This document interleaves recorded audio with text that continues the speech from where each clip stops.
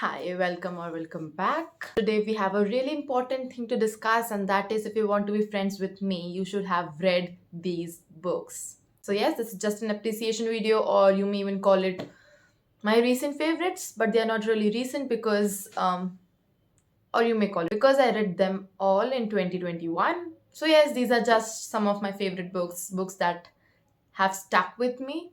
Okay, so the first book here with me is The Help by Catherine Stockett. So this book is set in 1960s Mississippi, and we basically follow three main characters.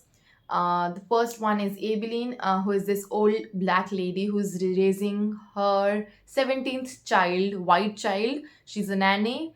The second character is Minnie, who is a cook as well as a nanny. No, she's just a cook. She's also a black woman. And the third character we have is Miss Keeter, who is this young woman who's recently come from college back to her hometown and is now searching for the nanny whom she was raised by for so many years, who has disappeared all of a sudden. So, yes, this book follows these three characters, their lives, and how they intertwine in the most amazing ways.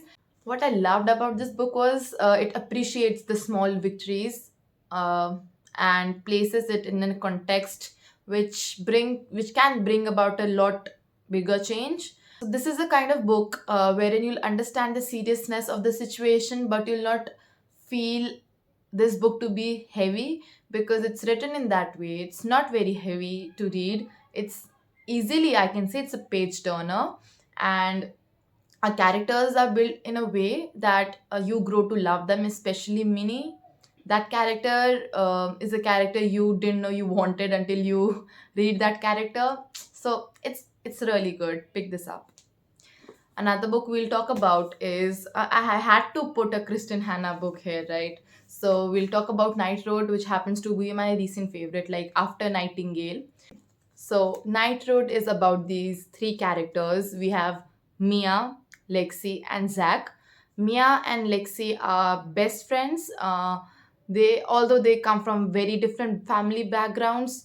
Mia is a very privileged child, and on the contrary, Lexi is an orphan child who has come to live with her aunt and is not very privileged in material sense. So, we follow both of these characters' friendship, and we have now the third character, Zach. Zach is Mia's twin brother.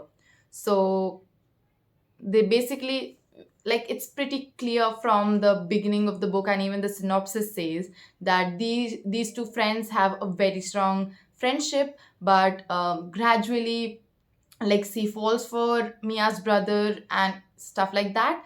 And on one day before their graduation, something really terrible occurs, and which even many years after that incident is being remembered. And this is a book about that. Right from the beginning of the book, you have this inkling that something bad or unfortunate is about to happen because it's Kristen Hanna's trademark. She has to have a tragic element in her stories, and those are the highlight of her book. And this is no exception. She brings in a tragic event, she deals with its aftermath and explains it so greatly. It deals with grief, it deals with friendship, it deals with love, it deals with forgiveness, it deals with hope. I think it deals with every possible theme or emotion you put your hand on or finger on. It's amazing. It deals with everything. It's a powerful story, a wonderful story packed in few pages. It's absolutely wonderful. Characters are what Kristen Hanna plays with, and she does it so well. She builds her characters in a way that you can't help but root for them. You can't help but want great things for them. But even though you may find her endings to be maybe a little tragic or even a happy ending or a mixture of both, but the way she delivers it, it's exceptionally phenomenal. And yes, I don't want to give away much about the book because I feel finding out while you're reading is much more interesting. So yes, Night Road by Kristen Hanna. Kristen Hanna's two books in particular that are The Nightingale and The Great Alone are very much known and talked about, but I did not hear much about Night Road. And when I read it, I thought, why aren't people talking about this book as well? It's a pretty backlisted book, I guess. It's 2011 or 12. I don't know when it was published, but it was before The Nightingale, and it's amazing. Another book here is Little Women. Again, no surprise. These aren't books that I haven't talked about earlier, but yes, as I said before, it's never enough. So, yes, Little Women, I don't think anyone at this point doesn't know about it. Little Women follows four amazing sisters. They are Jo, Meg, Beth, and Amy, in no particular order. It follows four sisters belonging from a humble background. And if you're going with a conventional understanding, it really doesn't have a storyline. It's just about these four sisters who are growing up, dealing with what they are being faced with, and coming out of it victoriously, or if not victoriously, definitely learning something very crucial about life. And it's just amazing, very endearing, very heartwarming, and the sisterly bond is great to read about. Yes, that is all I'll say about this book. It's amazing. Read it. Another book that I have is The House in the Cerulean Sea by T.J. Klune. We follow our main character, Linus Baker. So, Linus Baker is this caseworker in the Department of Magical Youth, department in charge of magical youth. So basically he goes to these different orphanages and looks whether they are being properly kept, the children there are being properly kept or not. And since he's from the department of magical youth, so the orphanage has children who have magical abilities. So that's his job basically, and he has to report that to the head of his department. And one day he's summoned by his seniors and is assigned a really classified, like high level, top secret classified case, wherein he needs to go to this island where this orphanage is located, and where supposedly very dangerous magical children live. And he's to investigate how are things working there. And when he actually goes there, he's met by these very unique magical kids. Yes, I have The House in the Cerulean Sea for you if you want to feel happy and if you want something to lift your spirits up. Another book that I have here is my last read of 2021, and that is A Man Called Uwe by Frederick Backman. Went blindly into this book. I just knew that the main character of this book was an old grumpy man. I just knew this much about the book. This book is about this man called Uwe who decides to take his own life after his wife dies, and because he finds no meaning in staying alive. Also, he gets fired from a job which he's been having for decades. So he finds like no meaning in staying alive. Whenever he decides to die, things happen that make it not the perfect time to die at that moment, as in things more urgent than his death arise, and he has to be a part of that. That's the starting point of the book. And as you venture further, you get to know about Uwe when he was young, how he became the man he is at that moment. And when I say he's an old grumpy man, what I mean is he's this person who loves silence more than words. He's a man of his principles, feels the new generation is like worth nothing, they don't know anything, and like for him manual labor is something he's very attached to.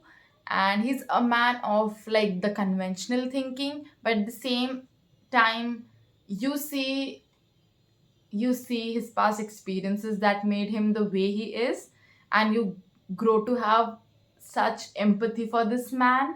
Instances when he and his wife is being mentioned and their life story is being narrated, it's so perfect. This book also has an amazing found family aspect to it, which Uwe doesn't really realize until very late. Uwe just wants to be left alone and do things peacefully, but he doesn't get to do it because of his neighbors.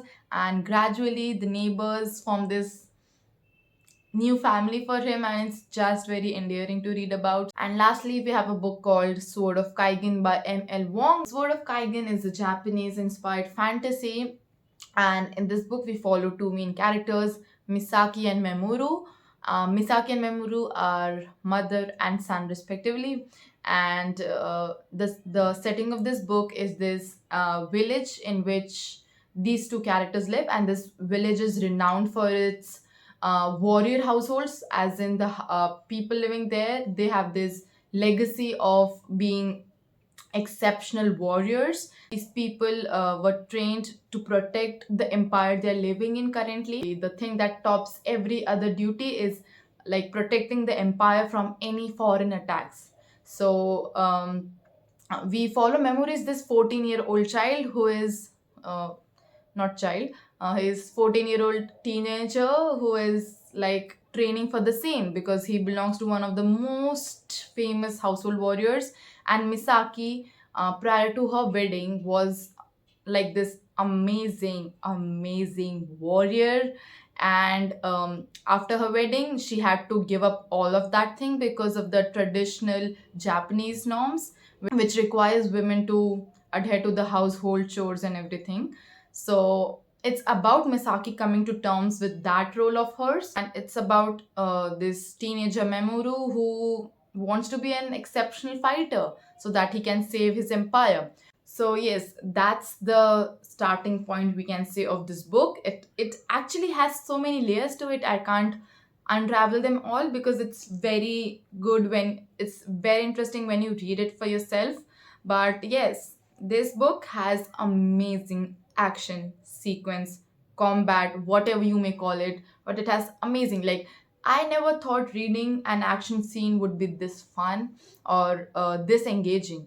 Like visualizing an action scene and reading about it are two very different things. This was a book in which like it changed my perspective towards action sequences and combat, and the magic system in this is phenomenal. It has elemental magic, which means you have you control air, water, and things like that and turn it to your advantage, and amazing elemental magic.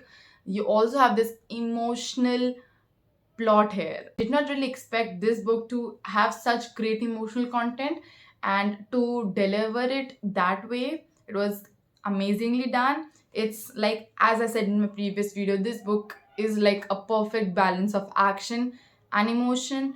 So yes, those were all the books that I wanted to talk about. Do tell me what your recent favorite books were, and like if some of them are the ones that I mentioned, we'll talk about it. And yes, thank you for watching and meet you next time.